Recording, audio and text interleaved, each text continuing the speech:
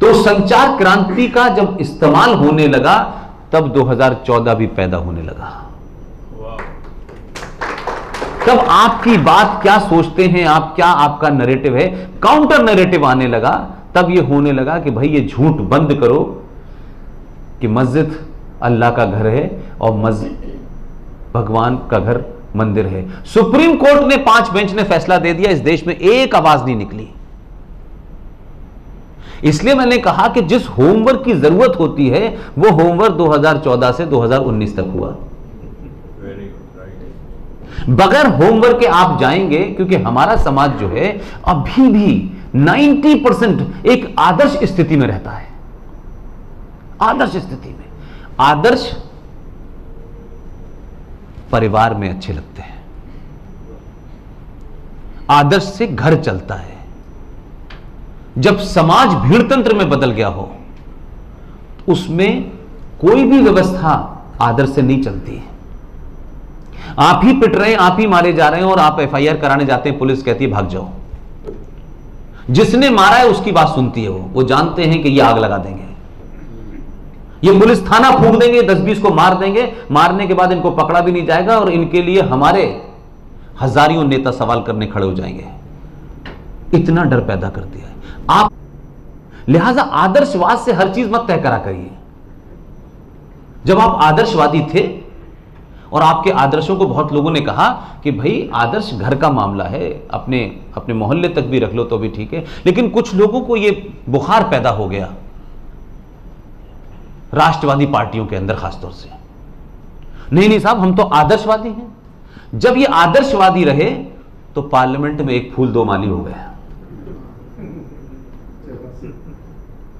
इनको समझाया बहुत लोगों ने, फिर वो आदर्शवादी बने, जिन्ना की मजार पे चले गए। उनका नहीं, Jinnah was a man of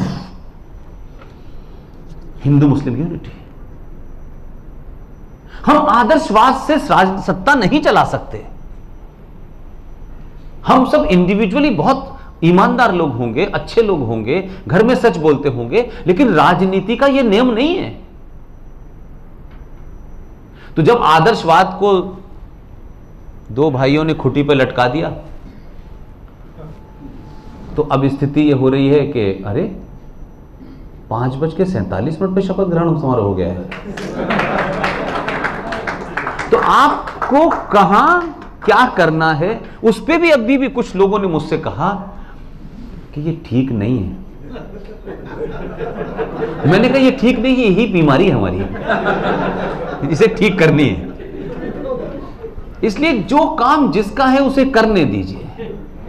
आप फुटबॉल के मैदान में उतरेंगे और कहेंगे नियम हमें हॉकी के मंजूर है, हम उस पे खेलेंगे।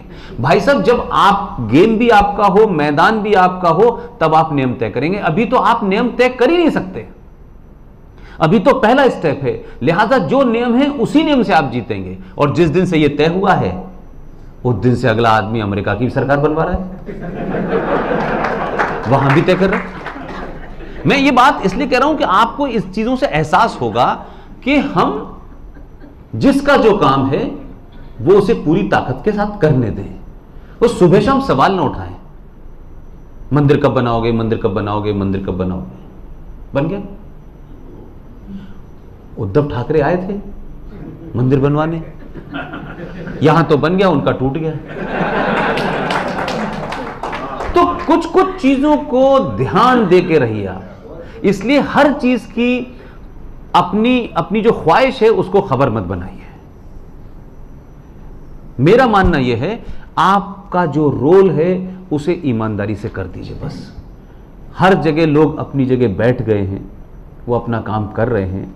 आपको कोई नुक्ताचीनी करनी है, मैं तो यहां तक कहता हूं कि आप रोज मोदी को 4 गालियां दें, रोज उनको कहें ये नहीं किया, ये नहीं, खूब लताड़ें, धरना दें, प्रदर्शन दें, डराएं धमकाएं, लेकिन गिराएं नहीं।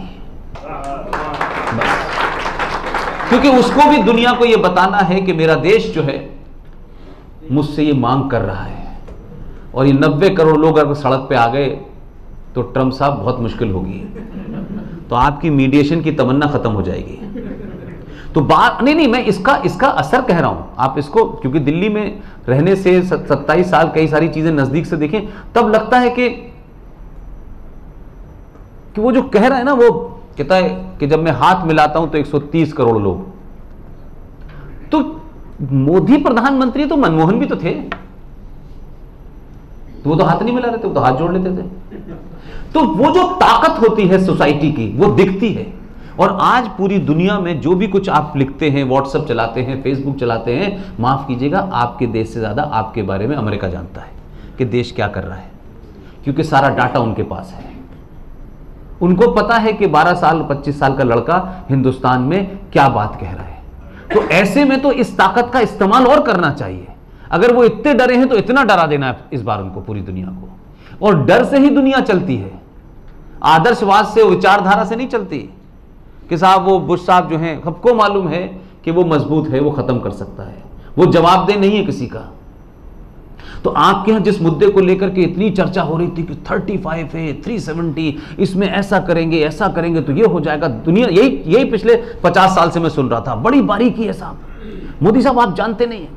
और दिल्ली में ऐसे ऐसे इंटेलेक्चुअल थे, कुछ तो पहले बीजेपी में थे,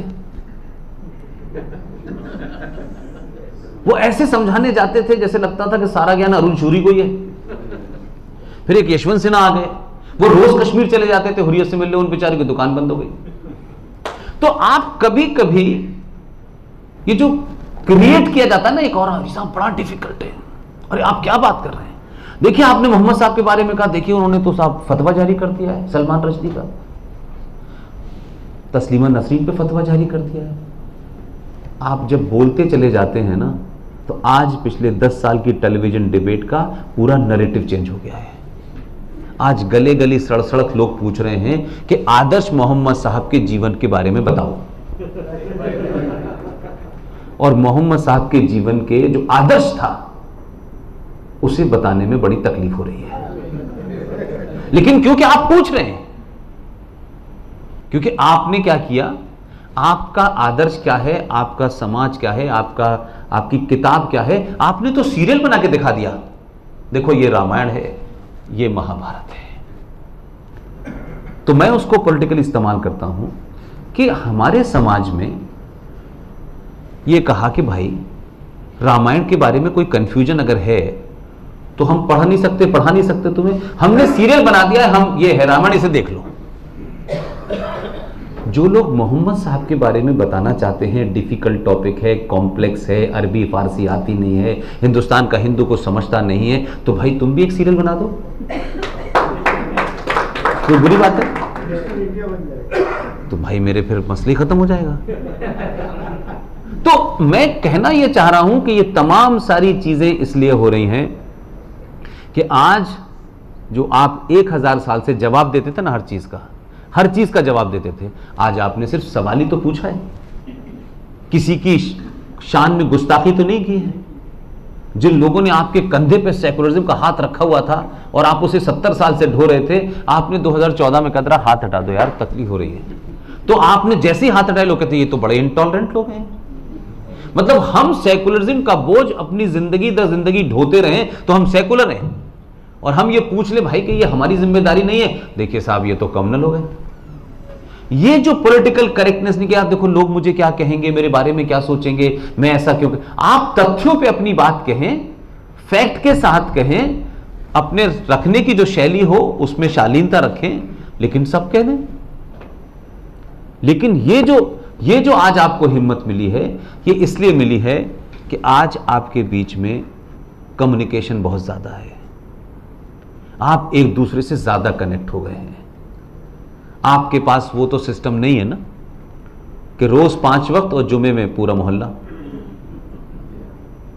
तो आपने अपने मंदिरों का निर्माण भी अजीबोगरीब अंदाज में कर रखा है। हमारा कोई ऐसा मंदिर नहीं है कि संकट के वक्त